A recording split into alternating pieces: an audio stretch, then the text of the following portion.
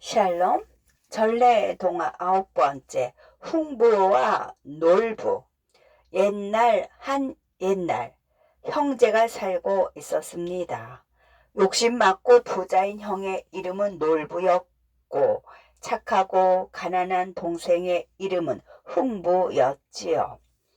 욕심 많은 형 놀부는 부모가 돌아가시자 부모의 재산을 혼자 독차지했습니다. 동생 흥부에게는 한 푼도 주지 않고 내쫓았죠. 흥부는 아무것도 가진 것 없이 형 집에서 쫓겨났지만 형을 원망하지 않았습니다. 하지만 흥부에게는 12명의 자식이 있었지요. 아버지, 배가 고파요. 밥 주세요. 아이들은 늘 배가 고프다며 울었습니다. 흥부는 자신이 굶는 것은 괜찮았지만 아내와 자식들이 굶는 것은 너무나 괴로웠지요.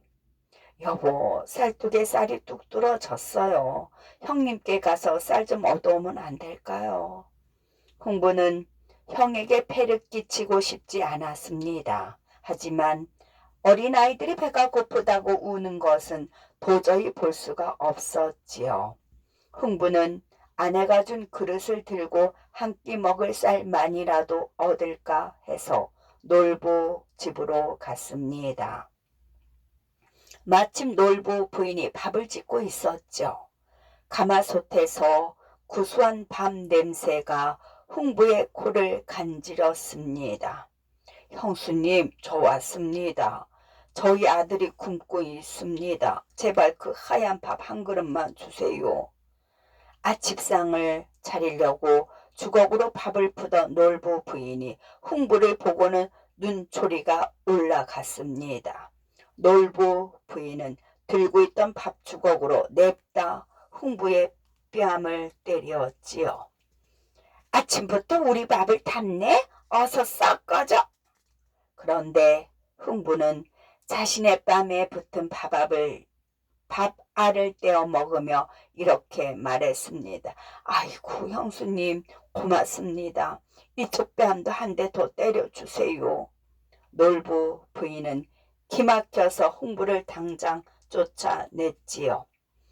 집으로 돌아오는 길 흥부는 그만 눈물이 흘렸습니다. 빈손으로 돌아올 것을 알면 모두 실망할 텐데.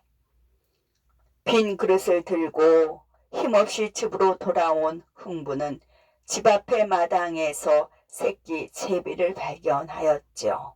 그런데 둥지에서 떨어진 새끼 제비의 다리 한쪽이 부러져 있었습니다. 불쌍한 제비야, 얼마나 아팠느냐. 그때 흥부의 모든 식구가 돌아온 아버지를 보고 달려 나왔습니다. 먹을 게 있을 줄 알고 반가워하던 가족들은 흥부 손에 들린 제비를 보고 실망하였죠. 하지만 곧 힘을 합쳐 제비를 치료하고 제비 둥지에 다시 올려주었습니다.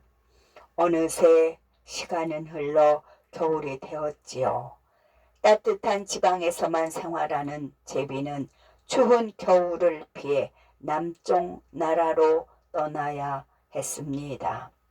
흥분의 가족은 제비 가족과의 이별을 아쉬워하였지요. 그런데 제비 가족도 마찬가지였나 봅니다. 제비도 흥분의 가족과의 이별이 아쉬운 듯 흥분의 지붕 위를 빙빙 돌며 날아갔습니다. 잠시 뒤 제비 가족은 다른 새들을 따라 따뜻한 곳으로 떠났지요. 추운 겨울이 지나고 봄이 다가왔습니다. 제비도 다시 찾아왔고요. 그런데 돌아온 제비가 박씨를 물고 왔습니다. 얘들아, 제비가 물고 온 박씨를 심자구나. 아이들과 흥부는 제비가 몰고 온 박씨를 정성스레 심었습니다. 어느덧 흥분의 지붕에는 탐스러운 박이 주렁주렁 달렸습니다. 박이 정말 컸습니다. 박을 타세 박을 타 영차 박을 타세 박을 타 영차 흥분의 가족은 커다란 팍에 톱을 얹고 반으로 가르기 시작했습니다. 실근실근 톱질하세 스르렁 스르렁 쓱싹쓱싹 뻥! 세상에 어찌된 일일까요? 커다란 팍이 반으로 갈라지자 그 안에서 온갖 금은 보화가 와르르 쏟아졌습니다. 흥분의 가족은 아주 기뻐 덩실덩실 춤을 추었지요.